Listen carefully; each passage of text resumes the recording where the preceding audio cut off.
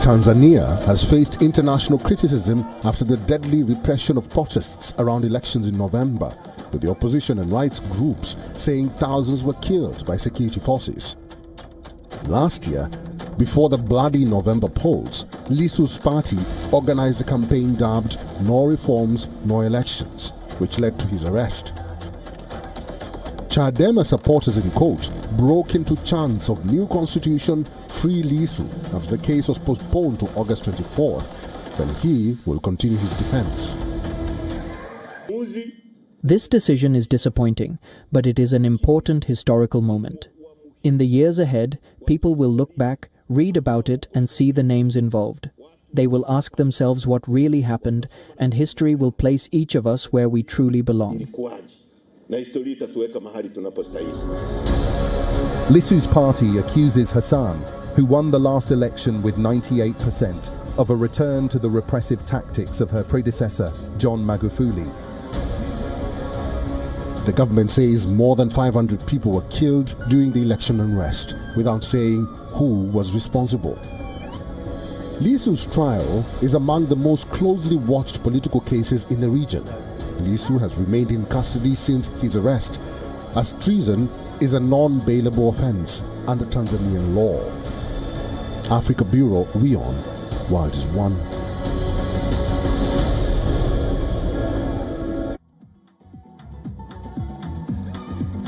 In Eastern Democratic Republic of Congo, Rwanda-backed M23 rebels are still in control of swathes of territory.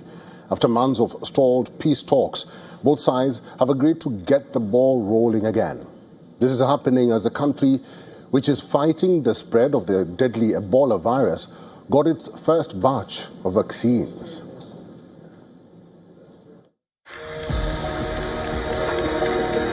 The Democratic Republic of Congo and the Rwanda-backed M23 armed group have agreed on a roadmap for peace talks.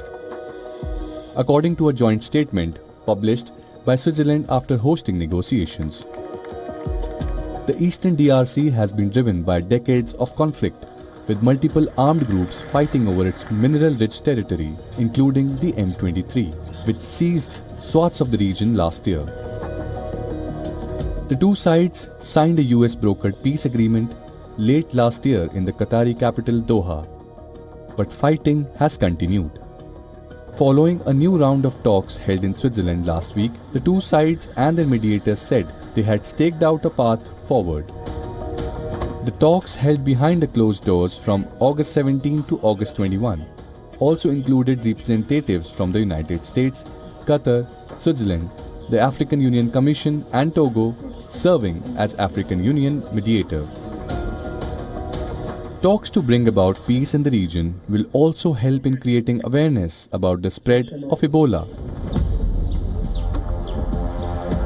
More than 16,000 doses of the Ervebo vaccine arrived in Democratic Republic of Congo as the country faces the deadliest Ebola outbreak in the history. The DRC's 17th Ebola outbreak, which has killed thousands of people, was declared on May 15, but is thought to have been spreading for several weeks prior. It has hit the region in the north and east, where the presence of the state is weak. Health infrastructure is largely lacking and myriad armed groups have roamed for decades. The World Health Organization announced that the DRC would receive a total of 70,000 doses of Ervebo vaccine produced in Germany. The vaccine, developed by the pharmaceutical company Merck, is approved against the Zaire strain of the virus, but not against the Bundibugyo strain currently circulating in the country. WHO experts still do not know whether Ervebo protects humans against the Bundibugyo strain, but early data, notably from animal trials, suggest it could offer some protection. We have indeed realized that public health measures alone should be accompanied by other measures, in particular medical ones. And so, in our planning, we decided, on the advice of scientists, to use the Ervebo vaccine, the vaccine we all know, which has already been used several times and in particular very extensively during the 2018-2020 epidemic.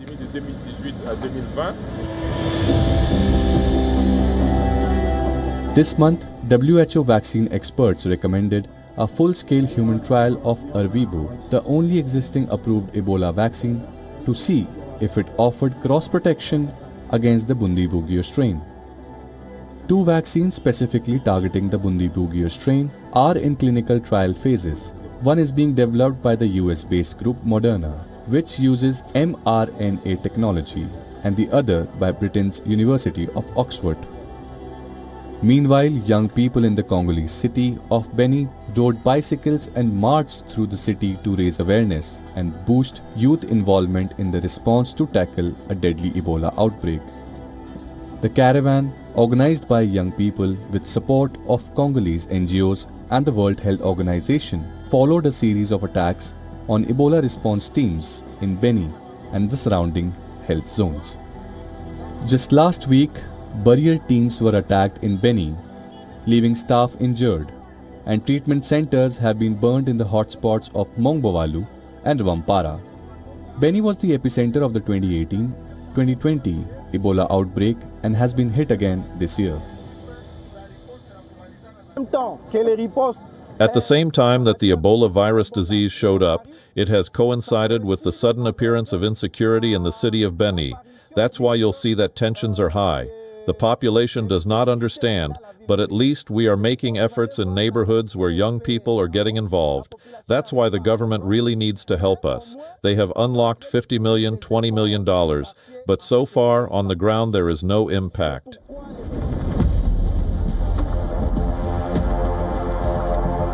The current outbreak recently became the second deadliest ever, outpacing the 2018 outbreak just months after it was declared, and is on the track to become the largest in history, spreading several times faster than the 2014 West Africa outbreak. Sylvie Kalumbi, a leader of the One Girl, One organization, said that the caravan aimed to counter hostility towards health workers. On the ground, when response teams arrive to do their work, there are young people who attack them so they are not able to do their job. So this activity is organized to show these young people that the disease really exists, and we must all join our efforts so that this disease can be eradicated. Response teams in Ituri and North Kivu provinces have faced intense mistrust fueled by rumors and misinformation in a region also torn by violence from multiple armed groups. Tensions have emerged with local communities over handling the remains of the Ebola victims. Burial must be strictly supervised as the virus spreads by contact with bodily fluids, meaning corpses can remain contagious. Driven by the rare Bundibugyo species of the virus, for which there are no vaccines or treatments, the outbreak is the biggest in the DRC's history. A total of 2,557 deaths and 5,375 confirmed cases of Ebola have been registered in the DRC, according to the World Health Organization. Africa Bureau, WION, World is One.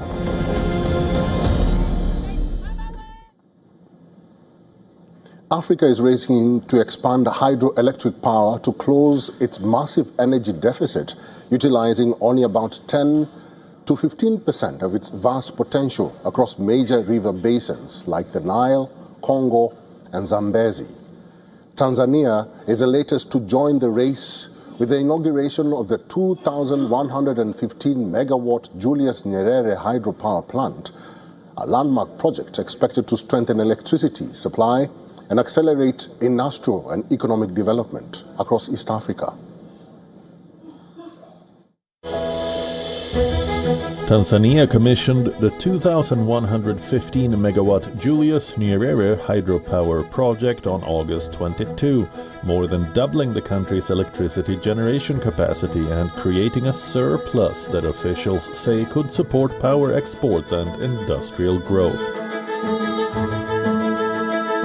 Built on the Rufiji River at a cost of about 7.45 trillion Tanzanian shillings, or about $2.84 billion, the country's largest power plant increases Tanzania's total installed generation capacity. to 4,646 megawatt, well above peak domestic demand of 2,271 megawatt. Officials said the resulting surplus of 2,375 megawatt could be exported to neighboring countries, with discussions already underway with potential buyers including Kenya and Zambia. Kituo hiki. This project currently contributes about half of the electricity used in the country. This increase has helped eliminate the challenge of frequent power outages, which used to cause disruptions to domestic production, service delivery, including in hospitals, and even household use. Therefore, the electricity generated by this plant has increased our power generation capacity and enabled us to maintain sufficient electricity reserves. We are confident that this project will create more opportunities for business, investment, production, job creation, and will increase individual incomes as well as the nation's overall economic output.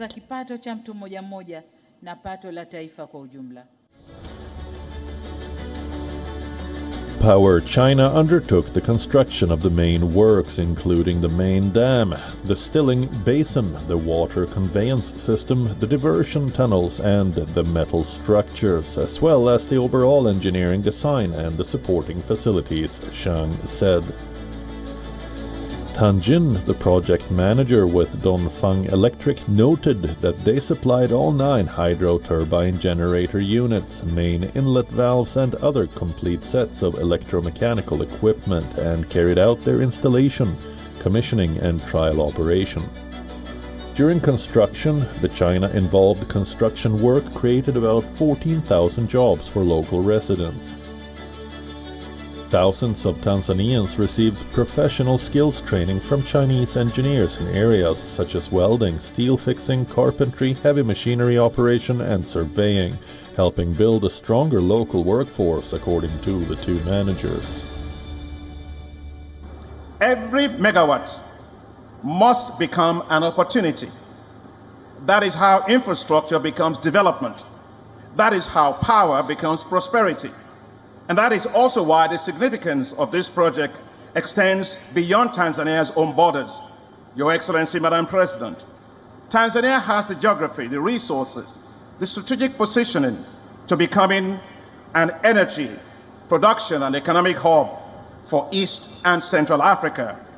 Reliable electricity will power industries and the mines, while ports and railways that you have built will connect the region to global markets. Together, these assets can help Tanzania move beyond being a transit country to becoming a production and economic hub for the region. With energy demand growing twice as fast as the global average, Africa has the opportunity to be the first continent to develop its economy using renewable and efficient energy. The continent is rapidly developing its vast hydroelectric potential to close its energy deficit, led by monumental projects like Ethiopia's Grand Ethiopian Renaissance Dam on the Blue Nile, boosting national capacity past 11,000 megawatt and exporting power to neighbors like Kenya and Djibouti. Democratic Republic of Congo holds Africa's largest untapped potential through the Congo River, estimated at 100,000 megawatt, though largely undeveloped.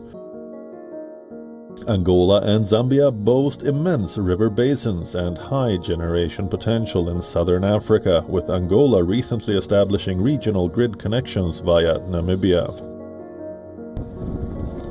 Over the coming decade, hydropower is expected to play a central role in meeting rapidly rising energy demands. Africa's population is growing at roughly twice the global average, with many economies pursuing industrialization, urbanization, and expanded energy access simultaneously. Meeting these needs will require large volumes of dependable, low-cost generation that can be deployed at scale, with hydropower well placed to deliver it. Africa Bureau, WION, World is One.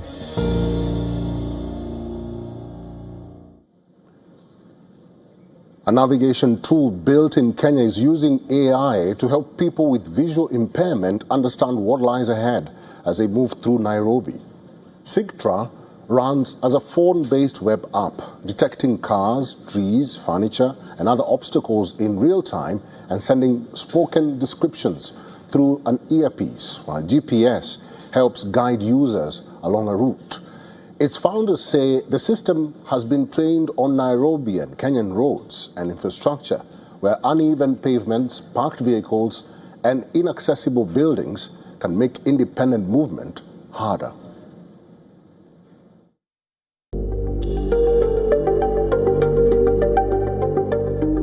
For lawyer Julius Mbura, getting from a car park into his Nairobi firm's office can mean working around parked cars, narrow gaps, trees, furniture and ground that changes underfoot.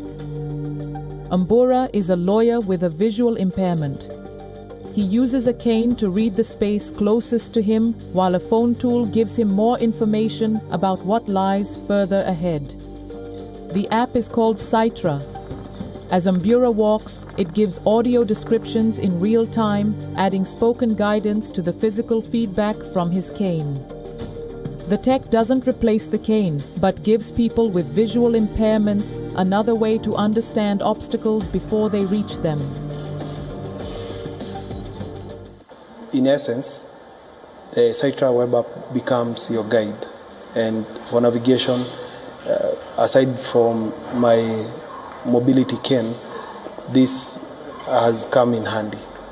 I feel like we need to refine more on the accuracy and description, but overall, this is a good start.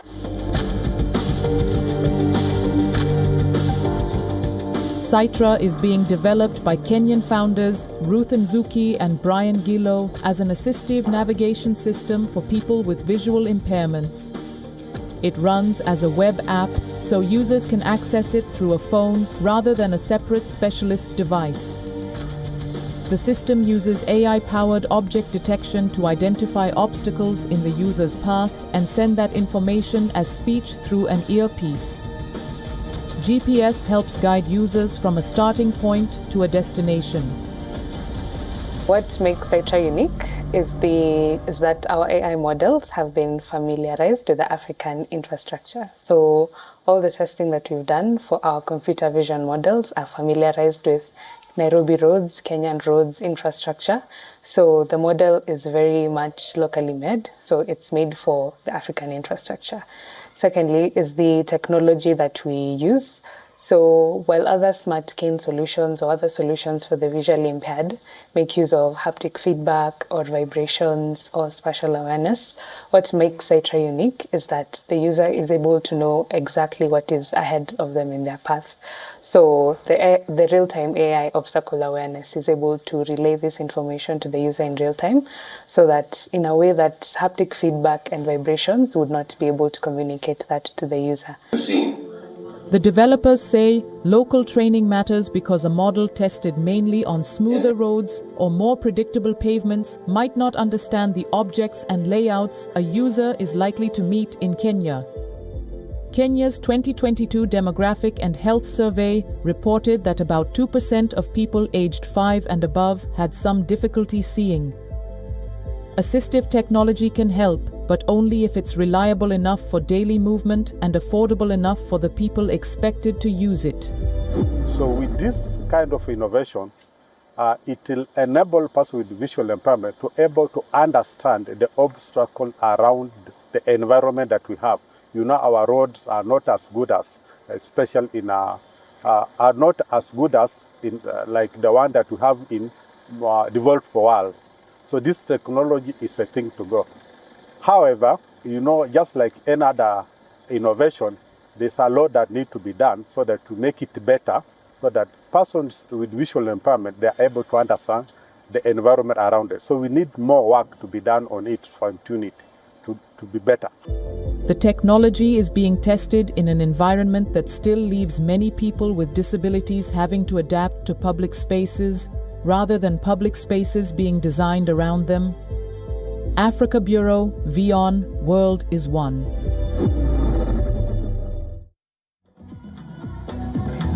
Thank you, Africa, for watching the show this week. Get in touch with us on our website and social media platforms and share your stories with us. We'd love to hear from you. This is WION World is One, and I'm Eric Njoka. Goodbye.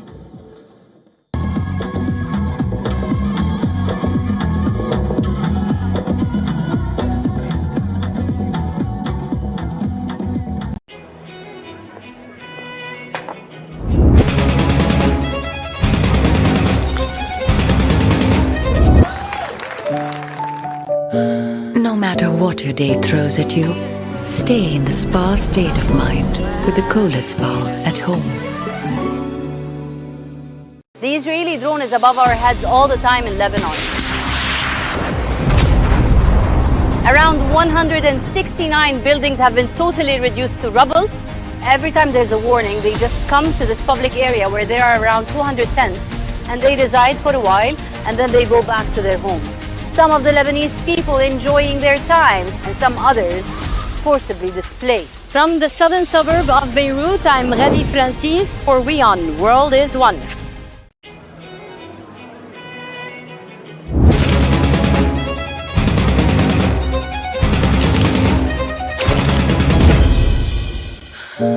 No matter what your day throws at you, stay in the spa state of mind with the coolest spa at home.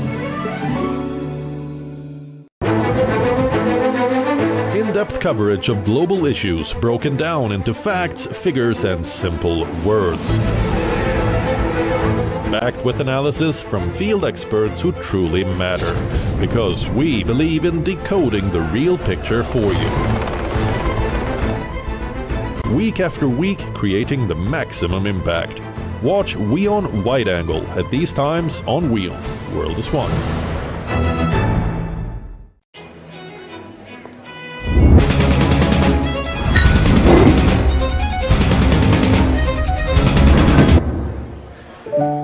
No matter what your day throws at you, stay in the spa state of mind with the coolest spa at home.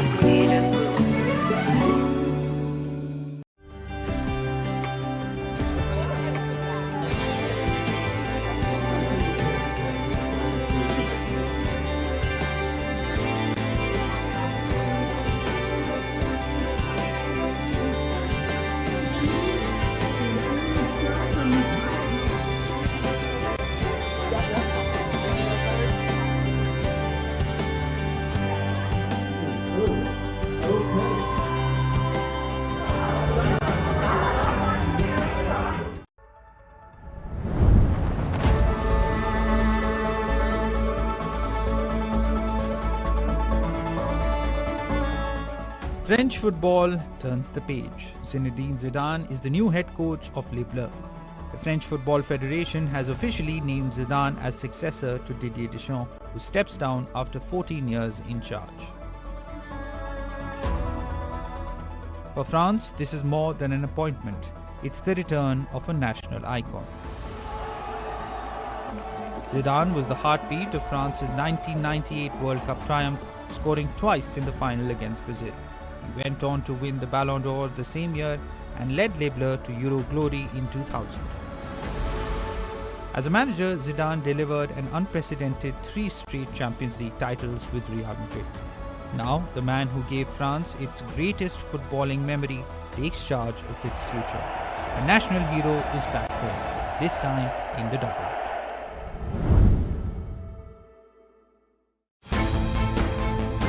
In the last 12 months, India's defense technology has taken some big steps forward.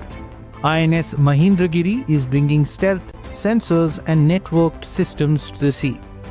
Rustam is giving the forces an unmanned eye that can stay aloft for hours. And INS Malwan is designed to hunt submarines in shallow coastal waters. How do you stop a swarm of drones?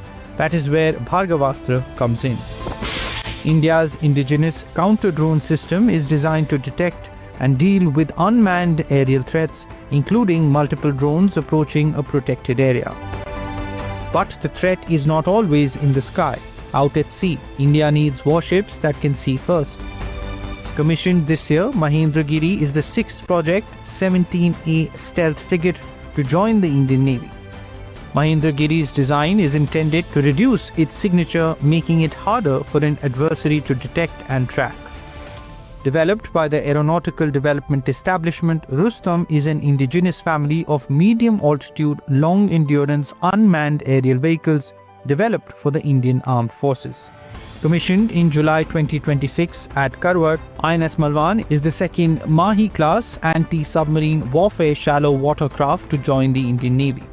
Built by Cochin Shipyard, the vessel has more than 80% indigenous content, a sign of how much of the technology and engineering behind India's naval capability is now being developed and integrated at home.